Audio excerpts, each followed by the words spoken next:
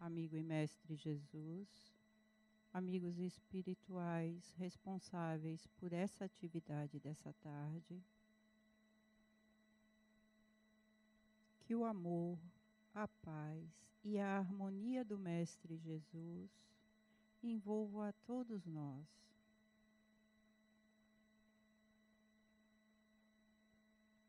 Que as energias amorosas, as energias de cura do corpo e da alma envolva a todos. Que a espiritualidade maior nos deixe disponíveis para o aprendizado dessa tarde e intua o nosso palestrante nas suas reflexões. Que a paz do Mestre Jesus nos acompanhe hoje e sempre. Que assim seja. Boa tarde, meus queridos. Vamos agradecer mais uma vez a oportunidade de estarmos aqui reunidos nessa tarde de sexta-feira. Hoje, o nosso querido palestrante Adenauer Novaes vai nos trazer reflexões com o tema Curar, Curar-se. Eu deixo vocês com Adenauer.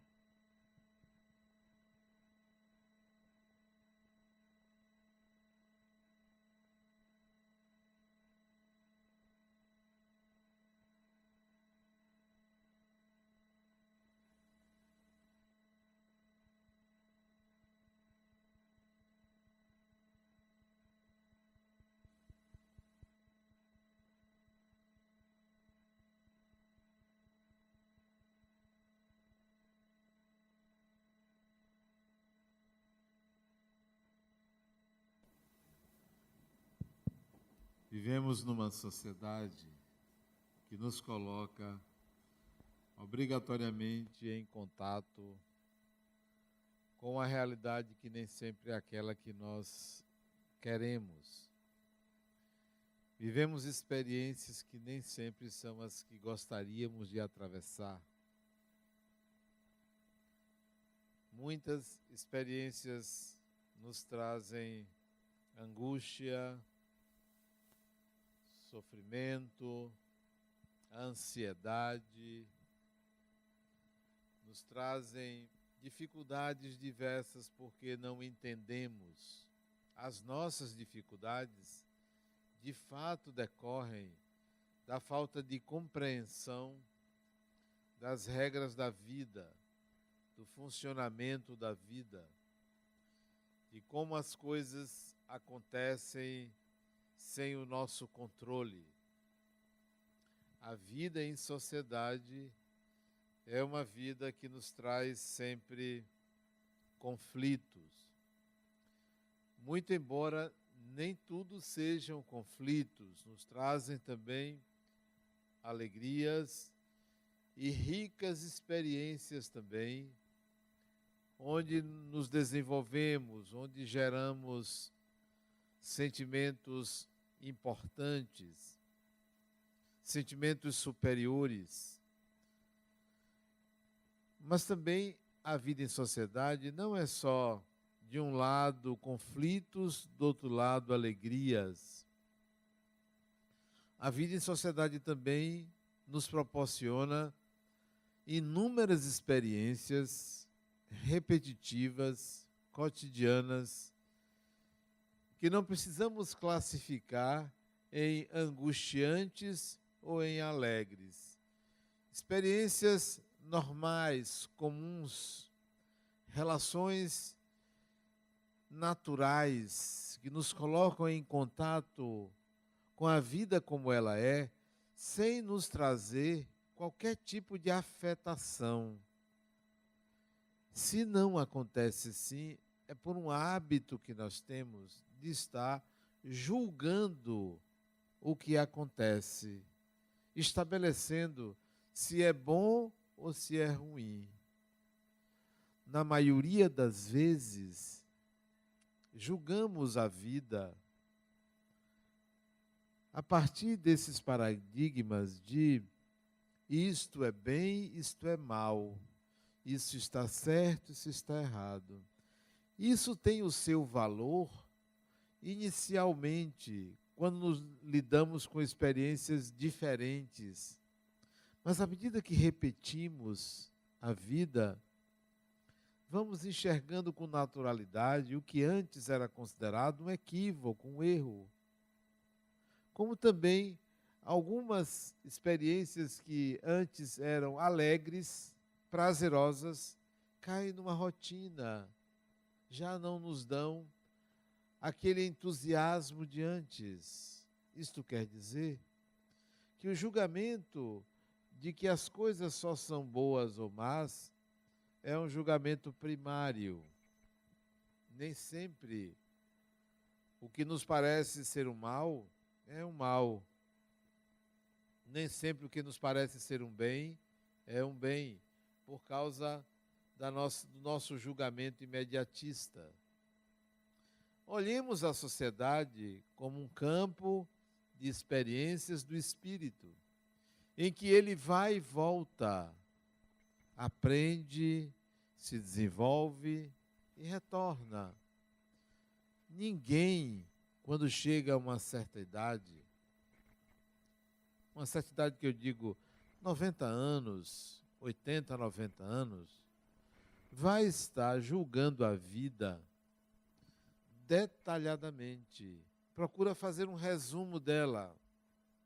Procura estabelecer um conceito da vida, dizendo que foi bom ou que foi ruim.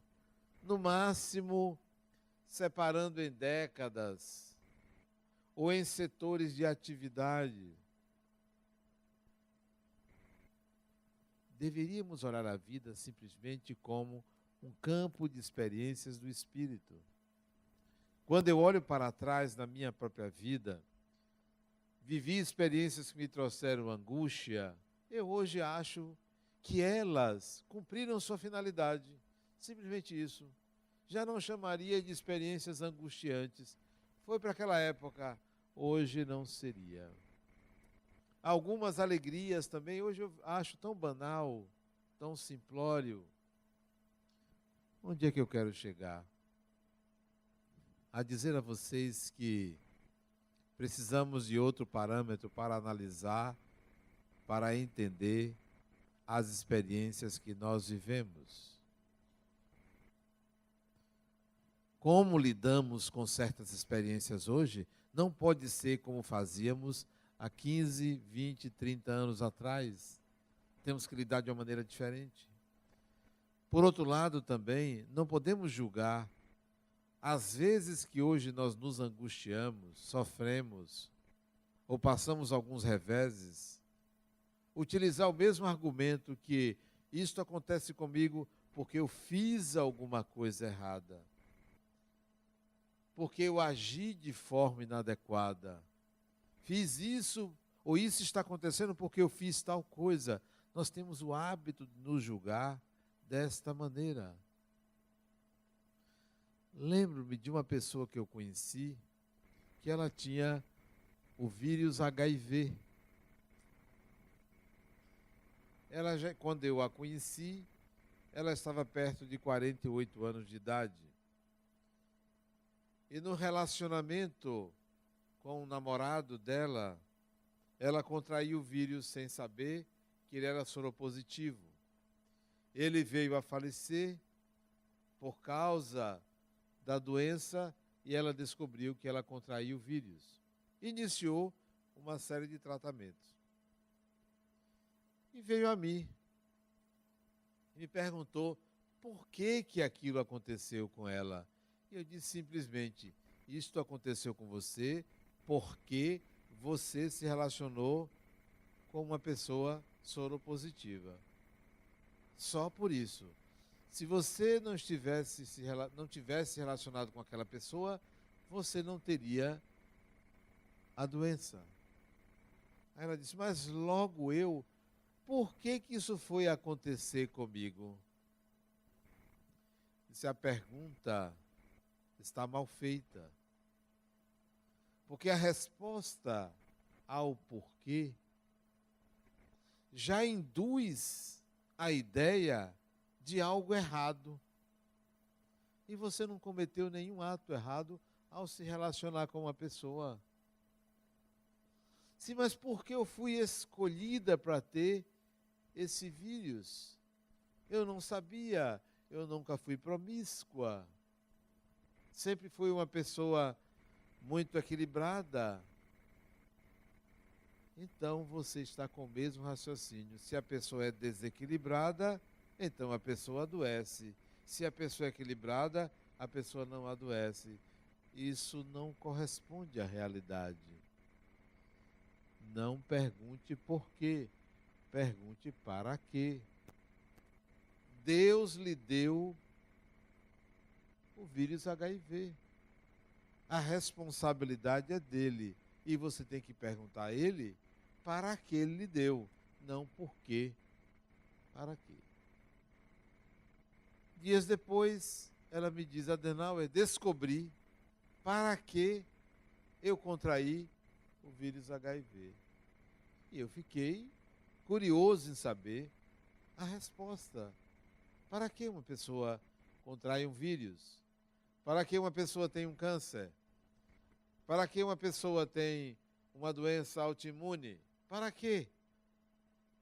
É claro que as respostas serão muitas. Para que a pessoa tem uma obsessão grave? As respostas são muitas, são individuais.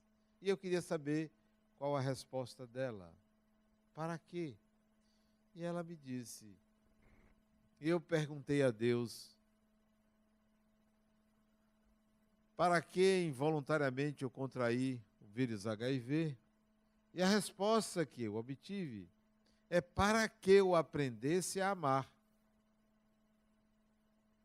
Isso é fantástico. Então, vamos colocar o vírus HIV em toda a humanidade.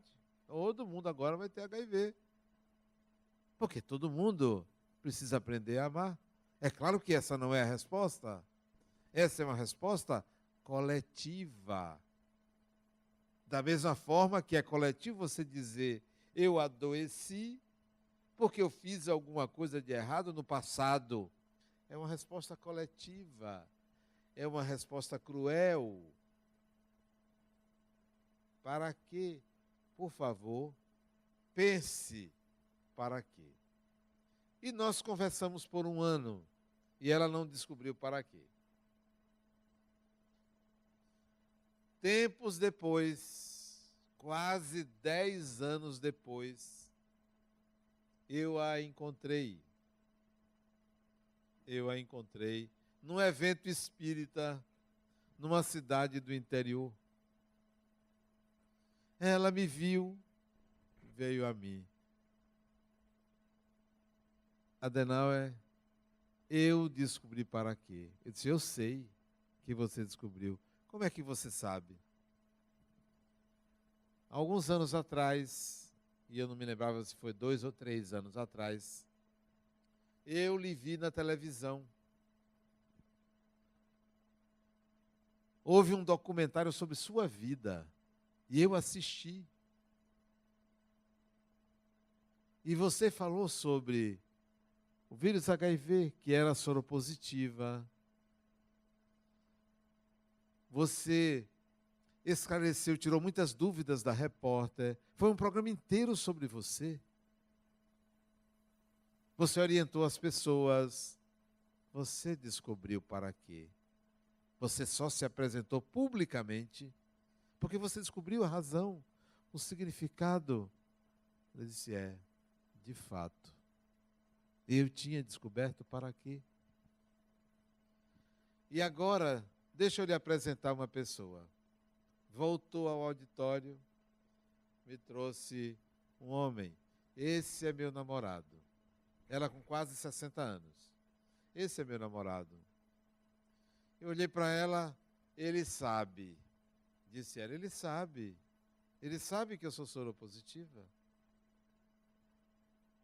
Eu encontrei a razão para viver, não para morrer. Há um significado e ele é pessoal. E ele não está relacionado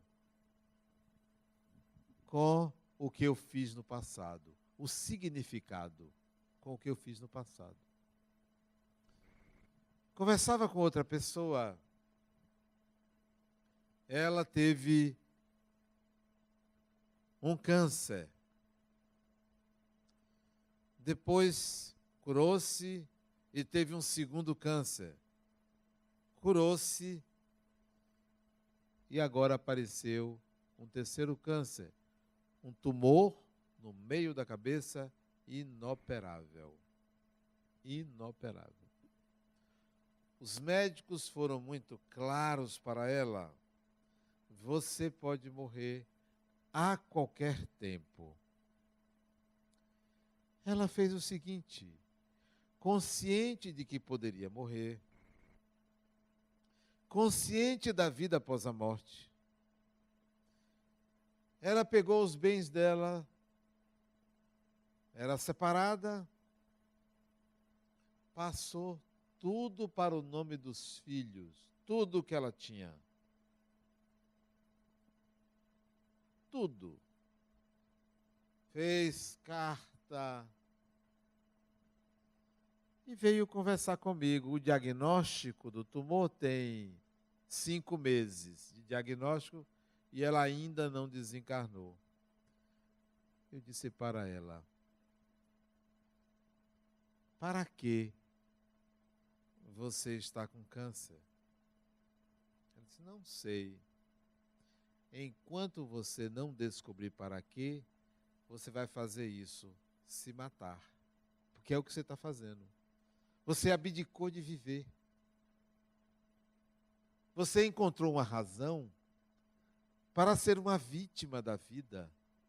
Deu tudo, passou tudo, está se despedindo. Não, Adenal, eu continuo trabalhando. Trabalhando para quê? Para que você está trabalhando? Se você abdicou do viver, por que você não volta a viver? Por que você não volta a trabalhar? Mas, Adenal, eu posso morrer a qualquer tempo? Morra trabalhando. Você não está incapacitada. Ah, mas de vez em quando eu tenho umas dores de cabeça, tenho que ir ao hospital. Isso não lhe impede de trabalhar. Não lhe impede. Volte a viver. Por que não voltar a viver?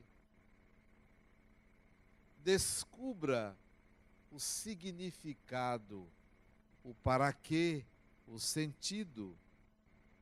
O processo de cura começa quando a gente encontra um significado para o viver. E a doença, qualquer que seja, traz em si um recado da vida. Um recado que diz assim, a doença falando para você, não me condenes. Venho lhe oferecer renovação e experiência. Isso é a doença falando para você.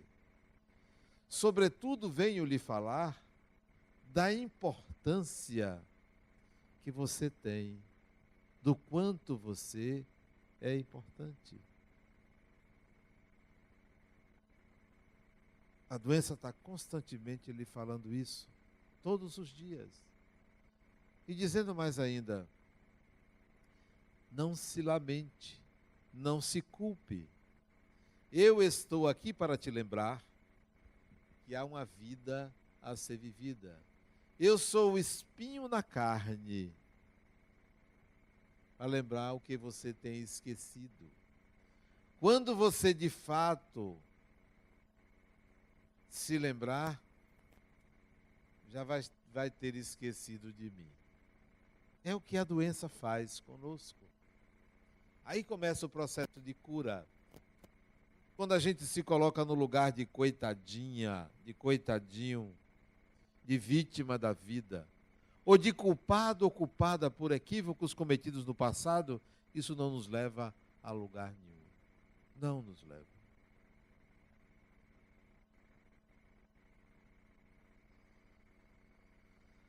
O caminho é o caminho do viver. E se nesse caminho do viver vier a morte, não deixe de viver. Não deixe de viver. Porque a vida continua. O lamento é que é a morte. Hoje pela manhã eu assisti a um vídeo de um homem, eu não sei quem ele é, ele falando uma coisa interessante, mas extremamente limitada. Ele dizia assim: se o ser humano se lembrasse que a vida é curta, que ele tem tão pouco tempo para viver, ele seria mais cuidadoso. Ele aprenderia mais. Ele prejudicaria menos a si mesmo e ao próximo.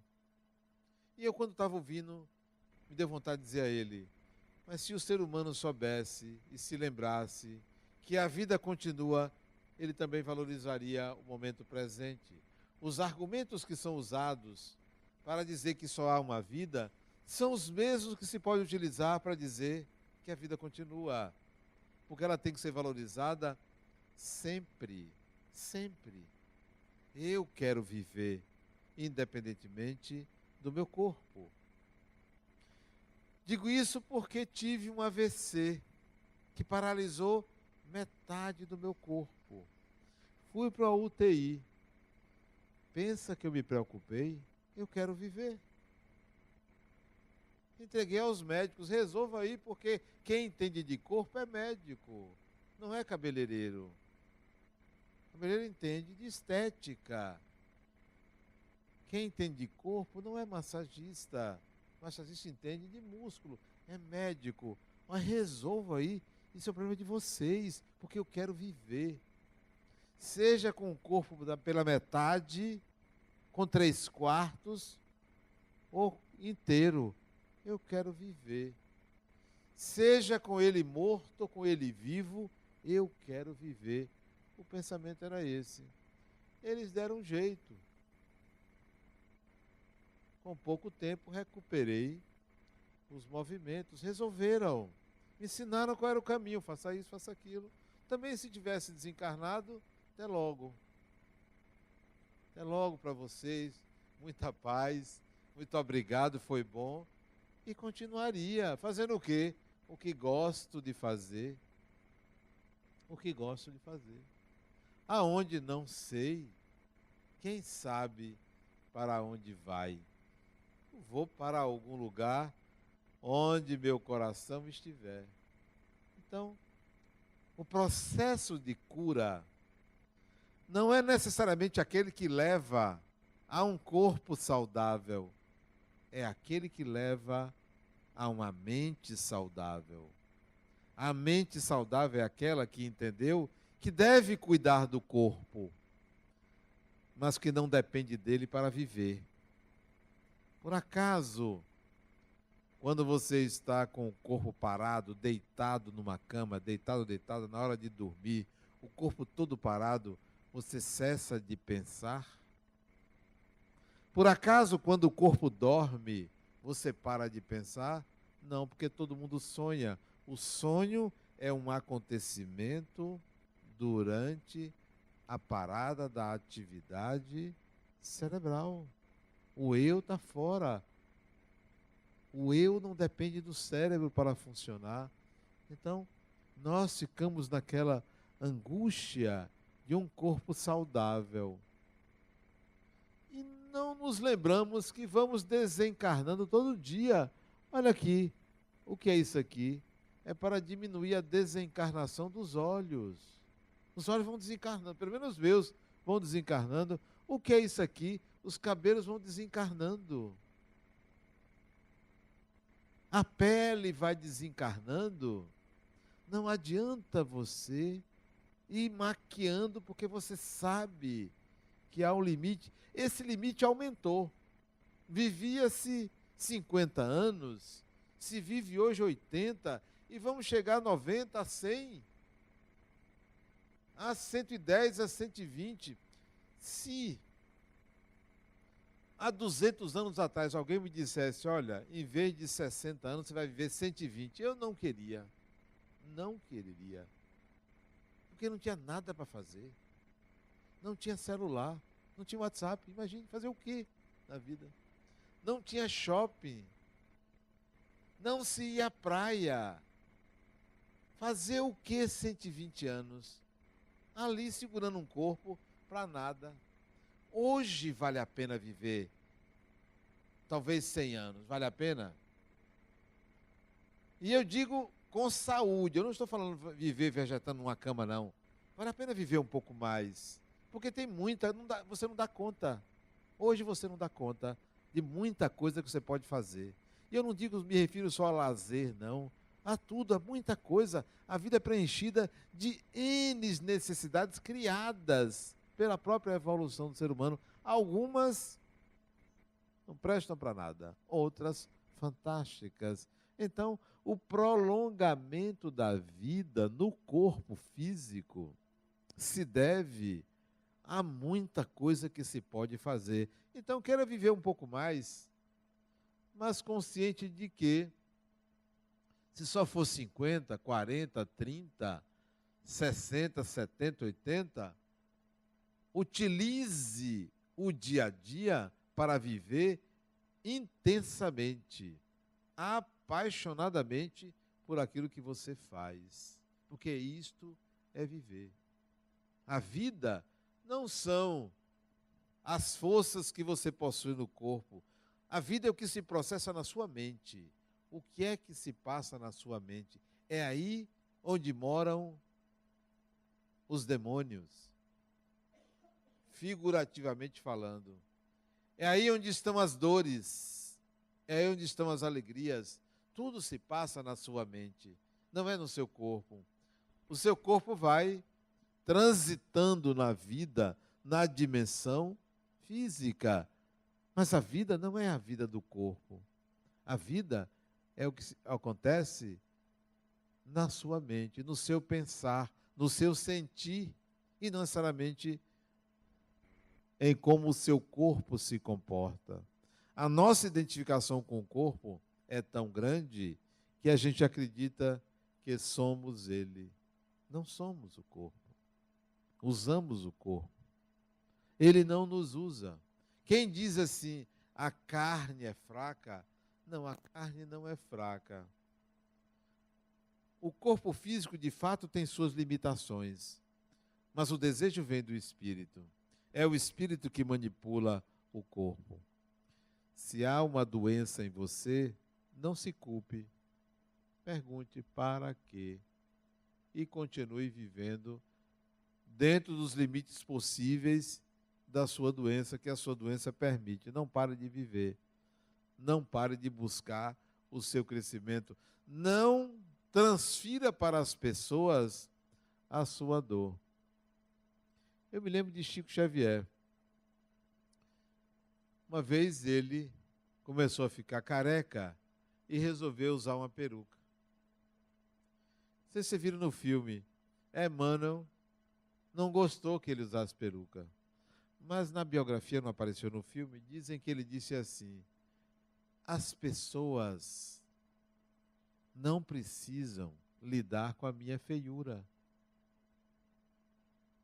Olha que sabedoria, né? Porque ele é um jeito feio, aqui para nós, não diga a ninguém não.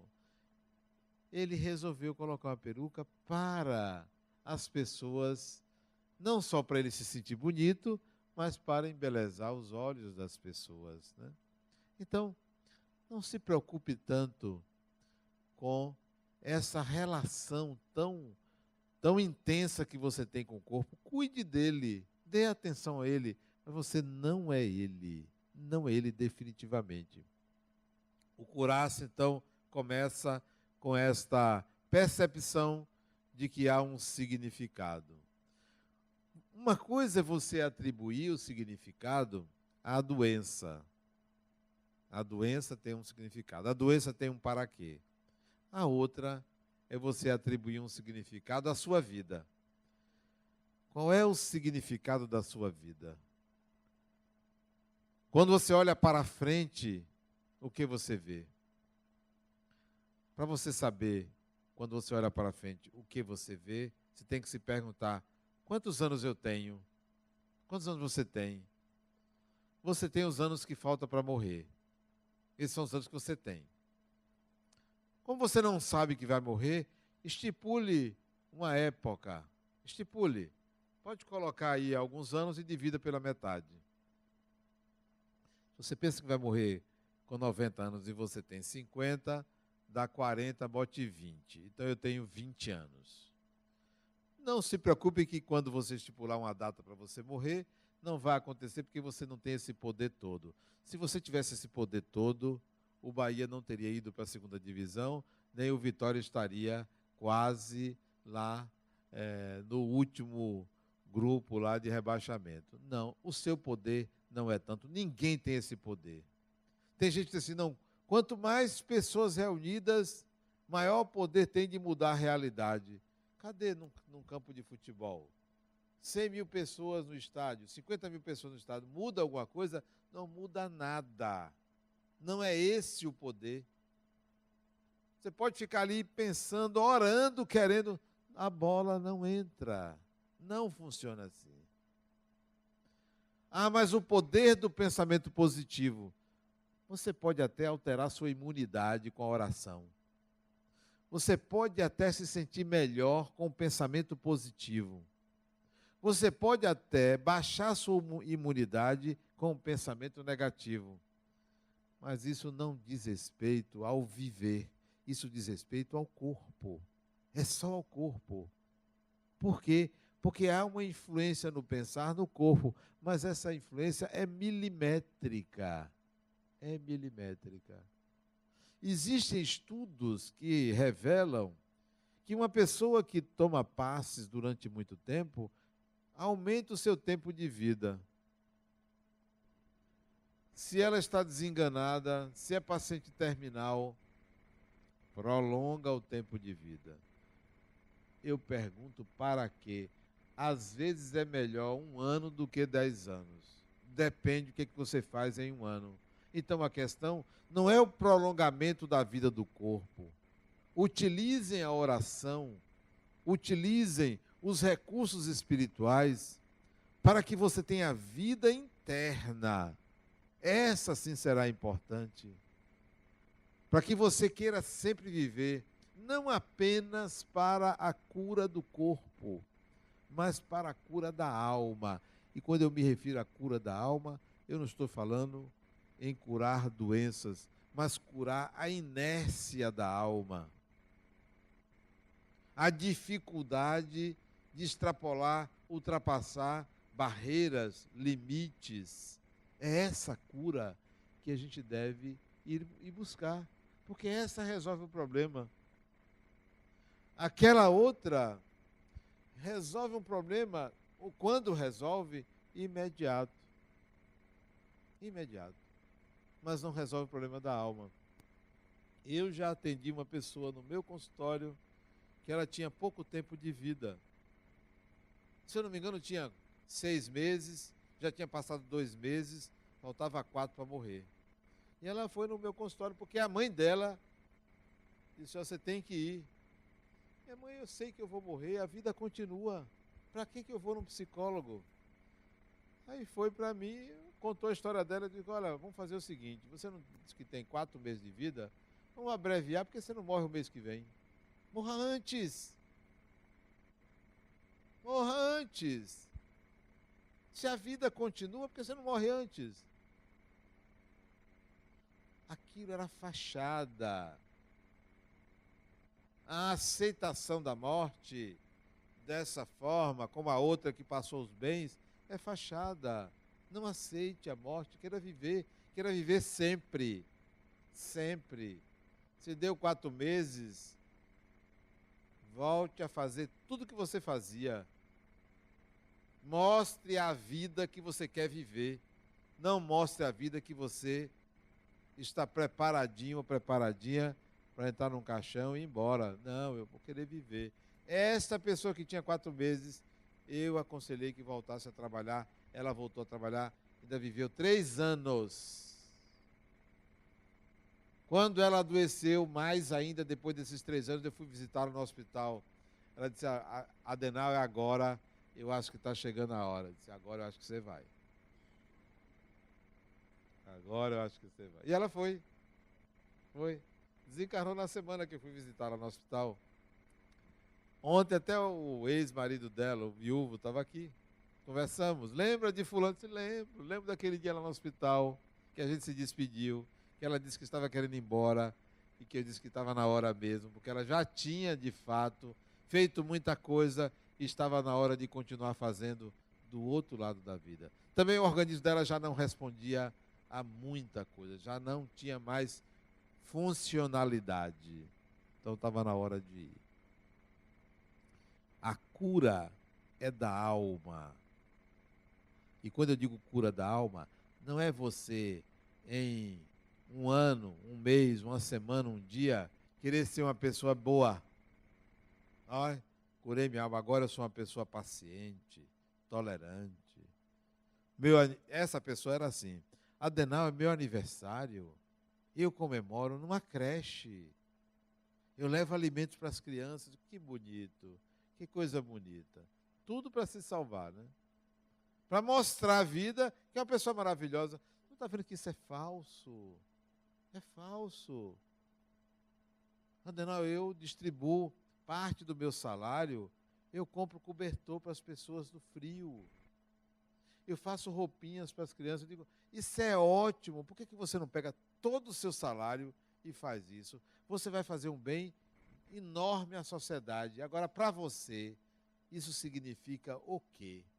Você acha que você está crescendo, querendo mostrar que você é uma pessoa santa? Você está crescendo? A quem você quer agradar? Há um Deus que você acredita que fica lá em cima dizendo, você está fazendo certo, você está fazendo errado? É para isso? Não, Nanina, não. O processo de evolução é um processo de aquisição de habilidades e não de virtudes. Não de virtudes. Ah, eu fiz muito bem às pessoas, e daí? E você aprendeu o quê? A fazer o bem. Só aprendeu a isso. Sua profissão na próxima encarnação vai ser irmã de caridade. Porque você sabe fazer o bem. Evolução é muito mais do que você mostrar que é uma pessoa que faz o bem. Serve para quê? Para que serve uma pessoa na sociedade que só faz o bem? Ajuda os outros, chega em casa, não colabora. Briga com não sei quem. É de mal com tal pessoa. Não gosta da vizinha. Não sabe trabalhar. Porque só sabe cuidar da vida dos outros. Só sabe fazer bem aos outros. Não, criatura. Queira viver para crescer e evoluir, para integrar habilidades que você agora tem na alma. Fazer caridade é uma proposta para que você adquira a habilidade de ser uma pessoa bondosa. Uma pessoa bondosa, você precisa estar mandando fazer caridade, porque a pessoa já é bondosa. Pronto. Agora vá atrás. Você é bondosa? É bondoso? Agora vá atrás de outra habilidade. Vá aprender, por exemplo, a lidar com perdas. Porque nem sempre uma pessoa que é bondosa sabe lidar com perdas. Vá agora aprender a lidar com rejeição, que é uma coisa dificílima. A pessoa aprender a lidar com rejeição. Só quem tem amor próprio já consolidado não se incomoda em ser negado, em ser rejeitado. Mas quem não tem amor próprio consolidado, quando recebe um não, entra em crise, entra em colapso, não sabe lidar. Ora, se não gosta de mim, ninguém é obrigado a gostar de ninguém, ninguém é obrigado a amar ninguém. Nem filho é obrigado a amar mãe e pai, não é obrigado. Você não é obrigado a amar. Ah, mas já chegaram para ela, eu não amo meus pais. Sim, respeite, honre, acolha, atenda bem, converse, mas amor é um sentimento particular de mão única. De mão única, não é de via dupla, é de mão única. Então, queira viver. As pessoas que não querem viver, geralmente se comportam como coitadinhas, como vítimas. Ah, por que isso me aconteceu? Logo eu, vítimas. Ninguém é vítima. Não existe ninguém vítima. Todos nós vivemos processos de aprendizagem nas experiências típicas da vida. Alguém aqui conhece uma família que nunca morreu ninguém? Naquela família nunca morreu ninguém. Alguém conhece? Não existe. Alguém conhece alguém que nunca teve uma dor física, uma dor física? Não existe. Porque é algo orgânico, é corporal, é do corpo. Todos nós passamos por isso. Então, devemos nos preparar para lidar com essas experiências que nos trazem reflexões, que nos trazem uma percepção de quem eu sou. Eu sou aquilo que está no meu nível de evolução. Veja se eu vou me preocupar com alguém que me assalta, que rouba meu celular. Veja se eu vou me preocupar com isso. Isso é do meu nível de evolução. Não é porque eu fiz nada de errado, não. É porque isso é desta sociedade atrasada. Todo mundo que está aqui pode passar pela experiência e não precisa se perguntar, será que no passado eu roubei o celular de alguém? Não. Será que eu tirei alguma coisa dos outros? Não, criatura, não é assim que funciona. Invadir a propriedade do outro, a propriedade alheia, usurpar o bem dos outros, é típico dessa dimensão que nós nos encontramos. Então isso faz parte de mim.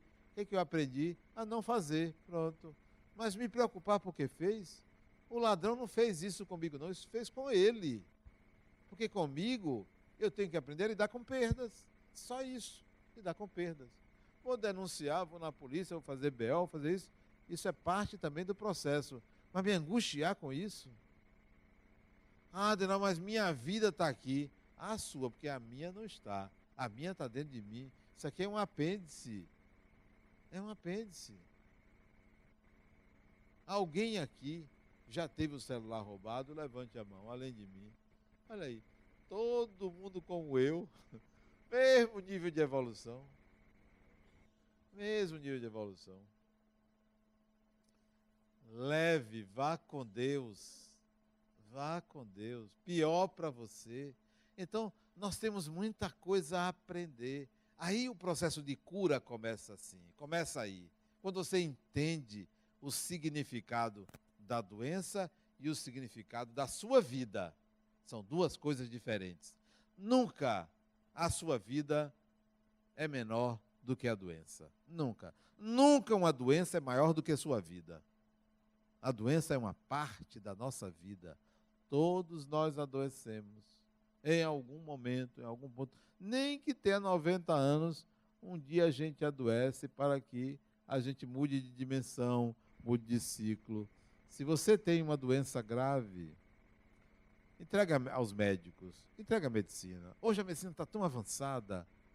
Ou peça algum espírito para lhe curar, mas não fique pensando na cura total. Entregue.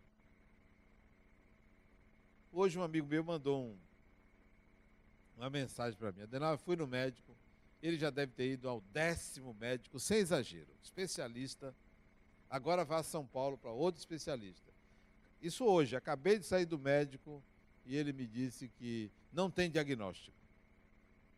Ele tem uma doença autoimune chamada... Esqueci o nome, porque eu não sou médico. É um nome complicado. Eu queria decorar para parecer que eu sei falar difícil, mas acabei esquecendo o nome da doença. É uma doença autoimune, que ele tem uma dor forte no quadril. Forte.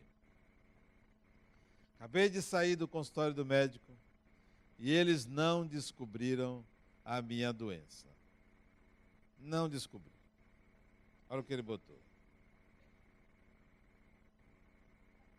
Vou ler aqui para vocês o que ele disse, aqui no particular. Acabei de sair do consultório do médico, ele disse o nome do médico.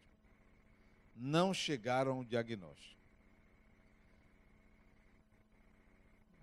Ele vai apoiar a minha ida a São Paulo e até se eu for consultar um especialista no exterior, ele me apoia. Aí botou ele assim, aí eu me decepcionei porque não tem um diagnóstico. O médico cogitou até origem psicológica ou espiritual, o médico. Quer dizer, entregou as pontas. O especialista melhor aqui na Bahia, eu até conheço ele. Aí sabe o que eu respondi? Meu amigo, está no perispírito. O tratamento espiritual será eficaz. Eu já tinha dito a ele, não adianta você ir para o corpo porque a sua doença está no perispírito. Você tem um espinho cravado no perispírito e para tirar não tem remédio no corpo. É preciso que você descubra por que você está fazendo isso com você. Vá para o tratamento de cura. Aqui hoje, na sexta-feira, ele não está aqui. Deixa eu ver se ele está aqui. Está aqui? Está não. Está não. Vá para o tratamento de cura. Para ver se você descobre o significado. E os espíritos puxam o espinhozinho. Com a pinça, puxa, se tira, você vai parar de sentir dor. Ele diz que é uma dor que paralisa ele. Uma dor no quadril. A cura é da alma, não para que ela se torne boazinha, mas para que ela entenda o significado, o para quê. É claro que você deve ter compaixão com quem sofre. Eu tenho compaixão com quem sofre, com quem desencarna em circunstâncias lamentáveis, com quem está sofrendo no corpo e na alma. Mas diga à pessoa, basta você dizer isso, olha fulano ou fulana, eu estou aqui. Se precisar de mim, eu estou aqui do seu lado. Não posso sentir por você, não vou curar a sua doença, mas eu estou aqui do seu lado. Simplesmente eu estou aqui. Eu me coloco à sua disposição para lhe ajudar no entendimento, a descobrir o que a vida quer lhe ensinar. Mas não pense em coisa errada. Não pense que você fez nada de errado, porque isso só vai levar você a se sentir culpado. Só vai levar você a achar que um milagre precisa acontecer. A vida é para ser vivida até a última gota, até o último momento, que o corpo der condições. E se o corpo já não responder, você estiver na cama, viva a vida de uma forma intensa, saudável, valorizando e dando esperança às pessoas. Dando esperança. Quando eu disse àquela outra paciente minha, vamos antecipar um mês se desencarnar, foi para provocar ela. Você acha que vai morrer? Então morra logo. Para provocar. Porque a vida deve ser vivida intensamente, apaixonadamente. Tudo que você fizer, faça apaixonadamente. Siga a prescrição médica, siga. Não entregue a Deus, não. Porque a questão não é entregar a Deus, não precisa nem entregar, porque tudo é de Deus. Siga a prescrição médica e vai viver a vida como você acha que deve viver, fazendo tudo o que você acha que deve fazer nos anos que lhe restam nesse corpo. Porque quando você chegar do outro lado, alguém vai dizer para você, ó, seja bem-vindo, seja bem-vinda, independentemente de como você desencarnou, vamos levantar, vamos realizar, vamos trabalhar, vamos viver, vamos cuidar da sua vida. Vamos nos preparar para um próximo retorno. É sempre assim, é um ir e vir. Então esteja pronto ou pronta para desencarnar, como também quando desencarnar esteja pronta para reencarnar. Muita paz.